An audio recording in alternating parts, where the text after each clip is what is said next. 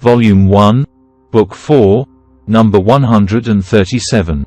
Narrated by Abu Hurairah, Allah's Apostle said, "The prayer of a person who does hadith, passes, urine, stool or wind, is not accepted till he performs, repeats, the ablution."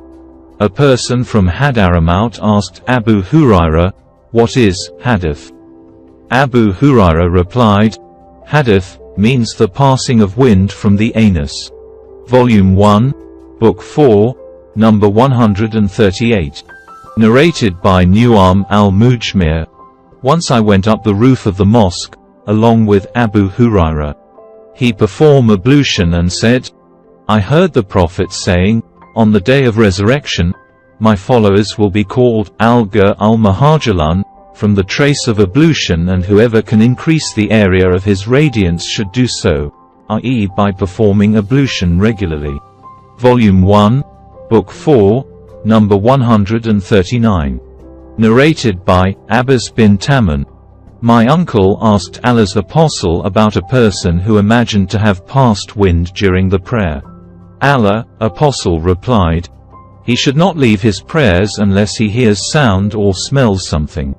Volume 1, Book 4, number 140. Narrated by Quraib, Ibn Abbas said, "The Prophet slept till he snored and then prayed, or probably lay till his breath sounds were heard and then got up and prayed."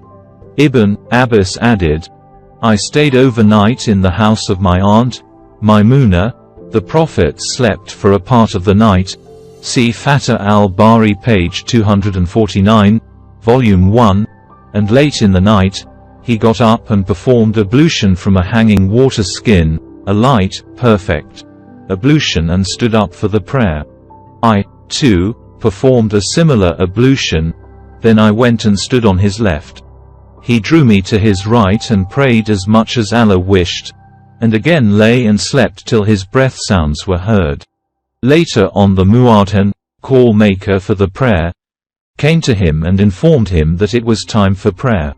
The Prophet went with him for the prayer without performing a new ablution.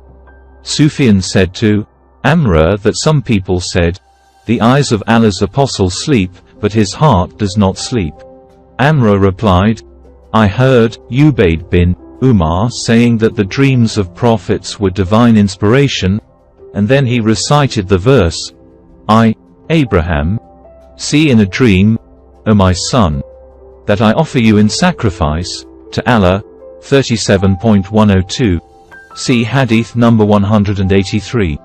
Volume 1, Book 4, number 141.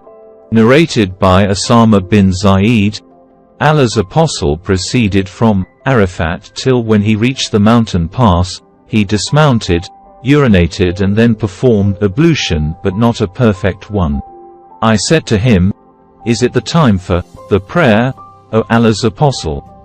He said, The place of prayer is ahead of you. He rode till when he reached Al-Muzdalifah, he dismounted and performed ablution, and a perfect one. The call for Qama was pronounced and he led the Maghrib prayer. Then everybody made his camel kneel down at its place. Then the Qama was pronounced for the Isha prayer which the Prophet led, and no prayer was offered in between the two prayers, Isha and Maghrib. Volume 1, Book 4, number 142. Narrated by Ata bin Yasser, Ibn Abbas performed ablution and washed his face, in the following way. He ladled out a handful of water, rinsed his mouth and washed his nose with it by putting in water and then blowing it out. He then took another handful of water, and did like this, gesturing, joining both hands, and washed his face, took another handful of water and washed his right forearm.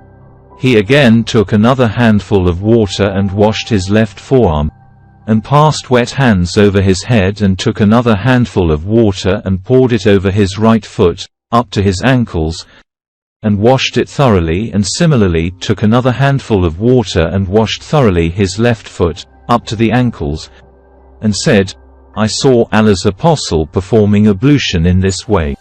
Volume 1, Book 4, number 143. Narrated by Ibn Abbas, the Prophet said, "If any one of you on having sexual relations with his wife said, and he must say it before starting, in the name of Allah. O Allah, protect us from Satan and also protect what you bestow upon us, i.e. the coming offspring, from Satan, and if it is destined that they should have a child, then Satan will never be able to harm that offspring." Volume 1, Book 4, number 144. Narrated by Anas, whenever the Prophet went to answer the call of nature, he used to say, "Allahumma inni a'udhu bika min al-kubuthi wal kaba'ith," i.e. O Allah, I seek refuge with you from all offensive and wicked things, evil deeds and evil spirits. Volume 1, Book 4, number 145. Narrated by Ibn Abbas, once the Prophet entered a lavatory and I placed water for his ablution. He asked, "Who placed it?" He was informed accordingly, and so he said, "O Allah, make him, Ibn Abbas, a learned scholar in religion, Islam." Volume 1, Book 4, number 146. Narrated by Abu Ayyub al-Ansari, Allah's Apostle said, "If any one of you goes to an open space for answering the call of nature, he should neither face nor turn his back towards the Qibla. He should either face the east or the west." Volume 1, Book 4, number 147. Narrated by Abdullah bin Umar. People say, whenever you sit for answering the call of nature, you should not face the Qibla or Bayt al-Maqdis, Jerusalem. I told them, once I went up the roof of our house and I saw Allah's Apostle answering the call of nature while sitting on 2 bricks facing Bayt al-Maqdis, Jerusalem, but there was a screen covering him. Fatah al-Bari, page 258, Volume 1. Volume 1, Book 4, number 148. Narrated by Aisha, the wives of the Prophet used to go to al-Manasi, a vast open place, near Baqiya at Medina, to answer the call of nature at night. Umar used to say to the Prophet, "Let your wives be veiled." But Allah's Apostle did not do so. One night Sauda bint Zamar, the wife of the Prophet, went out at Aisha time, and she was a tall lady. Umar addressed her and said, "I have recognized you, O Sauda." He said so, as he desired eagerly that the verses of al-Hijab, the observing of veils by the Muslim women, may be revealed. So Allah revealed the verses of al-Hijab, a complete body cover excluding the eyes. Volume 1, Book 4, number 149.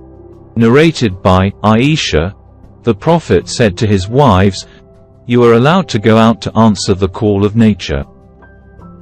Volume 1, Book 4, number 150. Narrated by Abdullah bin Umar. I went up to the roof of Hafs's house for some job and I saw Allah's Apostle answering the call of nature facing Sham, Syria, Jordan, Palestine and Lebanon, regarded as one country, with his back towards the Qibla. See Hadith number 147.